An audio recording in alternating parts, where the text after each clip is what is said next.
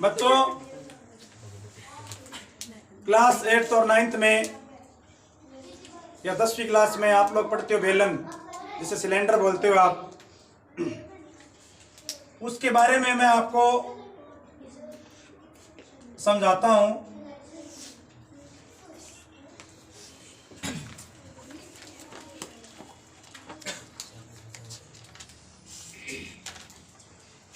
पहली बात बच्चों, एक बेलन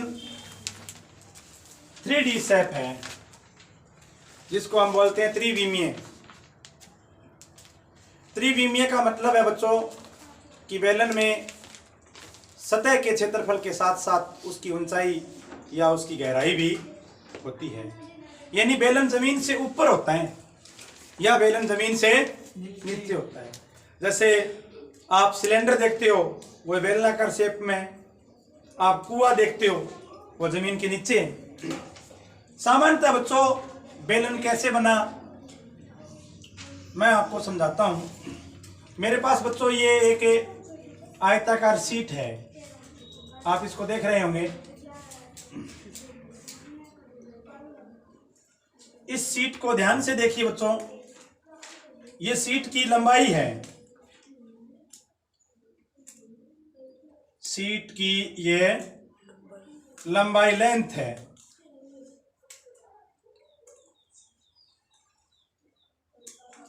और ये शीट की चौड़ाई है। मेरे पास एक आयताकार शीट है जिसमें लंबाई दी गई है और साथ में चौड़ाई दी गई है। मतलब ये कितनी लंबी है और कितनी चौड़ी है ये आपको मैंने बताया है। थोड़ा टेढ़ा दिख रहा होगा आपको, सही करता हूं मैं।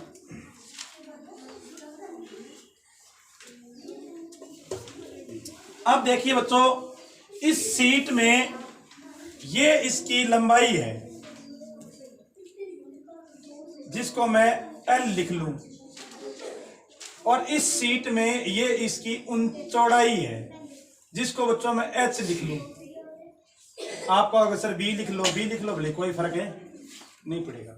एक बार मैंने यहां समझाने के लिए लिख लिया L और H। अब मैं इस शीट को यहां से बच्चों दूर करता हूं और इस शीट की जगह बच्चों क्षेत्रफल बना देता हूं शीट का ही। ये देखो, ये मान लो शीट थी अपनी कागज की, ये कागज की शीट थी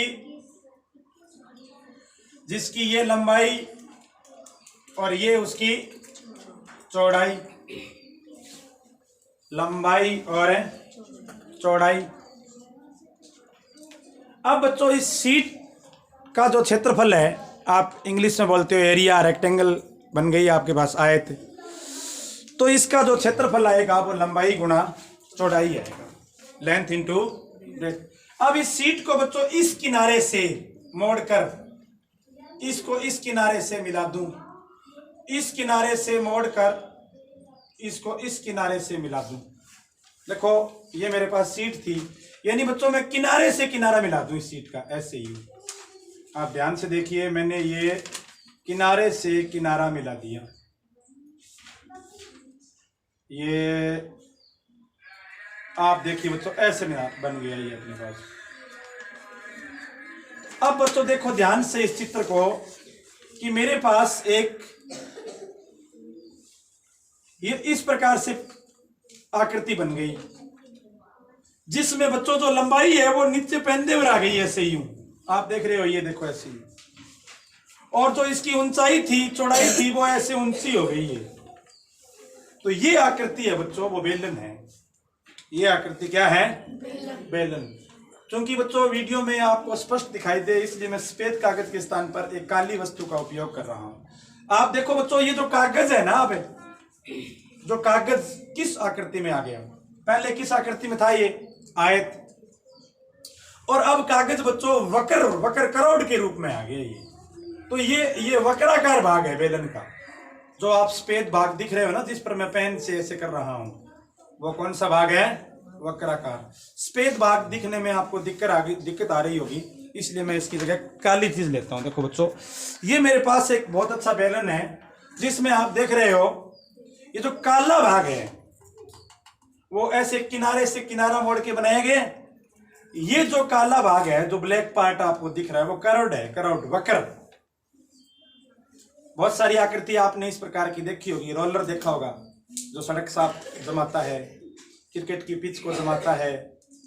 आपने एक बॉल पेन को भी कभी ऐसे रोल किया होगा। रोलर जो रोल होता हो, घूर्णन करता हो। तो इस प्रकार से बच्चों इस चित्र को ध्यान से देखो आप। ये इसकी ऊंचाई है, हाइट, और ये जो इसका एरिया है, ये इस जो काला भाग आपको दिख रहा है, ये वक्र पृष्ठ है, जिसको इंग्लिश में बोलते हैं कर्व्ड सरफेस एरिया, वक्र पृष्ठ। बच्चों, एक बेलन को यदि आप देखो कि ये बेलन का पेंदा है, ध्यान दो आप, तो बेलन का जो पेंदा होता है, अभी ये खुला है, अभी ये खुला है। मैं इसको बंद कर लूं, मैं इसको बंद कर लूं। अब बच्चों इसका आप ये मैंने बंद कर दिया इसको। आप इसका पेंदा देख रहे हो, ये इसका पेंदा है, बॉटम, बेस, आधार, 3-4 शब्द है। पेंदा, आधार, फरस। तो इसका पेंदा बच्चों मैं निकाल लूं तो आप देखो ये वृत्ताकार प्राप्त होता है, यानी बेलन का जो पेंदा है वो वृत्ताकार होता है। बेलन का पेंदा है वो वृत्ताकार होता है। अब बच्चों इस बेलन की व्याख्या करें अपने पूरी। मैं आपको शुरुआत में बेस ऑफ सिलेंडर, जिसको हिंदी में बोलते हैं बेलन का आधार, बेलन का आधार, जिसको अपने बेस बोलते हैं, वो समझाता हूं बच्चों आपको। आप ध्यान दो, मैंने ये आपको समझाने के लिए इस रफ बेलन का जो पेंदा है वो निकाला है। देखो ये इस बेलन का पेंदा है बच्चों, जो आपको दिख रहा होगा। ये देखिए, देखो अलग से निकाल लिया मैंने। तो ये इस का जो पेंदा है वो बच्चों वृत्त है। ये जो पेंदा है वो किस शेप में है अपने पास है? वृत्त के रूप में। यानी बेलन का जो पेंदा है, बेस, यदि बंद बेलन है तो उसका बच्चों मैं यहाँ पर पेंदा बना रहा हूं, वो सदैव वृत्त होता है, सर्किल, जिसकी त्रिज्या होती है आर, रेडियस। यानी ये वृत्त का पेंदा है ना, ये वो क्या है आपके पास है? सर्किल या बेस के रूप में। अब बच्चों अपने कहें कि बेलन की छत, बेलन की छत, जिसको हम बोलते हैं टॉप, बेलन की छत, बेलन की छत या टॉप, बेस की जगह कई बुक में बॉटम भी लिखा होता है, और हिंदी मीडियम में आधार की जगह फर्श भी लिखा होता है। तो बच्चों बेलन की छत भी देखो बच्चों इसके फर्श के समान ही है। देखो ये बेलन है, आप देख रहे होंगे, ये इसकी छत है। देखो ऊपर से बंद है, ये इसकी छत है। तो बच्चों ये इसका फर्श और इसकी छत भी बच्चों, जो फर्श है ना उतनी इसकी छत होती है, यानी फर्श भी वृत्ताकार होती है, सर्कुलर शेप। ये बेलन की छत आ गई। अब रहेगी बच्चों बात बीच में कि बेलन का जो बीच वाला पार्ट है वो क्या है? तो बेलन का बच्चों जो बीच का पार्ट है उसे बोलते हैं वक्र पृष्ठ। क्या बोलते हैं? और इंग्लिश में बोलते हैं इसको कर्व्ड सरफेस, कर्व्ड सरफेस। ये वक्राकार भाग होता है। जो काला भाग बच्चों आपको दिख रहा है, ये है वो वक्र पृष्ठ है। देखो मैं वक्र पृष्ठ बना रहा हूं।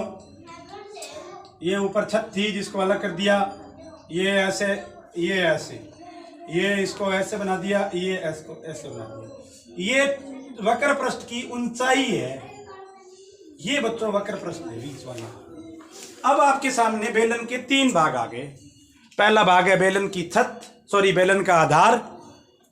दूसरा भाग है बेलन की छत, और तीसरा भाग है वक्र पृष्ठ।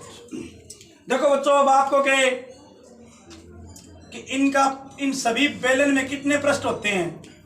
हाउ मैनी सरफेसेस, पृष्ठ कितने हैं? तो बेलन में 3 पृष्ठ है बच्चों।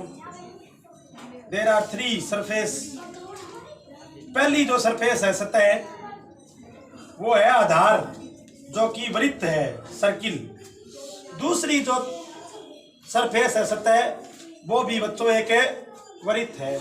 और तीसरी जो सरफेस है बच्चों, वो भी एक वो है बीच वाला भाग, जिसे कहते हैं वक्र पृष्ठ। और इंग्लिश में इसका नाम है कर्व्ड सरफेस, वक्र पृष्ठ।